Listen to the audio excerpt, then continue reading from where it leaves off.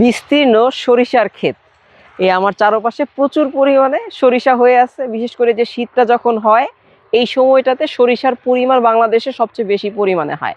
একটা সময় ছিল যে সময়টাতে আসলে বাংলাদেশের সকলে, বিশেষ করে কৃষক থেকে শুরু করে একদম উপর ক্লাস সবাই আসলে সরিষা এটাকে ভোজ্য তেল হিসেবে ব্যবহার করতো, অর্থাৎ এটা দিয়ে রান্নাবান্না করতো। তো একটা সময় গিয়ে হঠাৎ করে মাঝখানে কি একটা হলো জানো, যে বাংলাদেশ থেকে আসলে সরিষার তেলটাই হারাই গেছে। সবাই শুধুমাত্র সয়াবিন তেল দিয়ে আসলে রান্নাবান্না শুরু করছে। এইটা হারায় যাওয়ার পিছনে একটা বড় কারণ আছে, সেটা হচ্ছে সরিষার, এই যে আমরা সরিষাটা দেখতে পাচ্ছি, সরিষার সাইন্টিফিক নাম, এটা জেনাস নাম হচ্ছে ব্রাসিকা।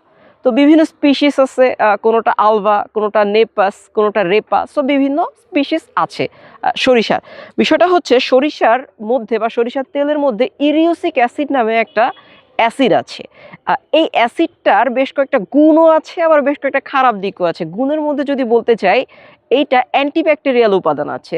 এটার ফলে আমাদের শরীরে যখন আমরা মাখি তখন যেটা হয়, বা চুলে যখন মাখি, আমাদের চুলে খুশকি পড়া কমে, রক্ত সঞ্চালন বৃদ্ধি পায় এবং শরীরে একটু ভালো ফিল হয়, এবং মোটামুটি অ্যান্টিব্যাকটেরিয়াল উপাদানটার জন্য শরীর ভালো থাকে।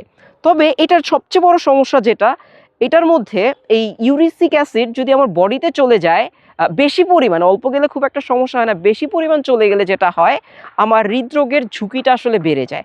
যার কারণে কানাডা, ইউএসএ ওরা এই বর্তমান সময়ে বর্তমান যে এই তেলটা আছে সরিষার, এই তেলটা আসলে নিষেধ করে দিয়েছে ওদের দেশে।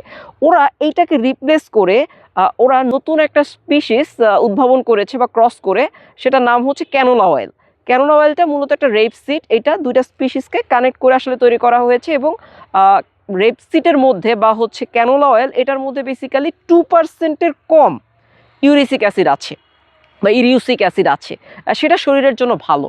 সো অবশ্যই আমরা সরিষার তেল ব্যবহার করব, ঠিক আছে, তবে একটু পরিমিত মাত্রায় ব্যবহার করব, এক্সটার্নাল ইউজটা বেশি করব, তবে রান্নার ক্ষেত্রে তুলনামূলক কম করার চেষ্টা করব।